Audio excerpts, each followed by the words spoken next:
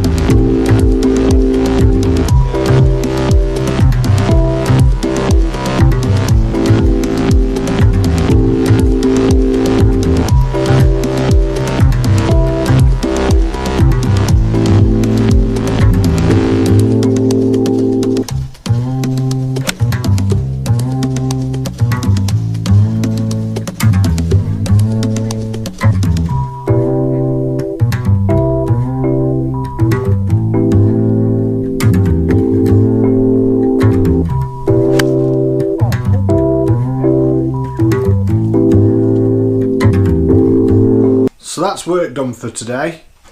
I'm just making myself something to eat before I pick up Charlotte. I want to talk to you guys a little bit about what's happened in golf over the weekend. You know, we've had somebody in Abu Dhabi win, wearing what looked like jogging bottoms, and for the second week in a row, somebody's shot a 59 on the PGA Tour. So I'm going to scram down my lunch, and then we're going to get straight into this. This week I actually paid attention to what was going on the World Tours. So Phil Mickelson made his long-awaited debut for this year with a logo of himself on one of his tops of his famous jump when he won the Masters for the first time. I don't really know what to make of it. Fair enough, it's probably the thing that he's most remembered for, but he's no Sev. Plays a bit like Sev, but I don't know, it's weird. Not a fan. Also, for the second week in a row, somebody shot a 59 on the PGA Tour. So, yeah, that's weird. You don't see any. Jim Furyk last year shot 58, which is the lowest score ever recorded at a PGA Tour event. And we're, 3 weeks into 3 weeks into the new year. But with the new wraparound schedule on the PGA Tour, they're probably actually about halfway through their season. We've had two 59s already. So that's interesting. What do you guys think? Do you think that we're going to be seeing a lot more 59s? Or if this is just a weird anomaly and it won't happen again now for a while? A bit like Jimenez that had like 3 holes in one last year. And finally, in Abu Dhabi, a guy wearing jogging bottoms won an event. So Tommy Fleetwood is a really down-to-earth pro. It's been on his Twitter and stuff regarding what he was going to be playing with this year, because he is, or was, a Nike staff player for their clubs. So people had asked him, obviously, what he was going to wear this year, and, or not wear, use as far as his clubs are concerned, and he's still using the Nike clubs. He's not changed to any other manufacturer or anything like that, and he still wears the Nike apparel, of which, like I say, yeah, his trousers look like jogging bottoms. Now, I've said him in other vlogs about them potentially bringing out hoodies and stuff like that, but I'm not too sure I get down for jogging bottoms. I don't wear jogging bottoms in any warp of life anyway, so I'm not entirely sure how they're going to be received on the golf course as such. So, what are your guys' thoughts? Do you think jogging bottoms could become a thing, or do you just think he was wearing normal trousers that just looked a bit funny at the bottom? You've seen the footage from my round of golf on Saturday. It was cold. I mean, it was brutally cold. So I didn't record a lot. The people that I played with, you know, Lol, Linda and Darren, I did get some footage of them, but I wasn't happy with it, which is why you guys haven't seen it. Yeah, again, golfed it all, but I haven't had a chance to upload it yet. It'll probably go up on Game Golf probably Tuesday or Wednesday for you guys to look at, but I'll let you know on my other social media when that's up.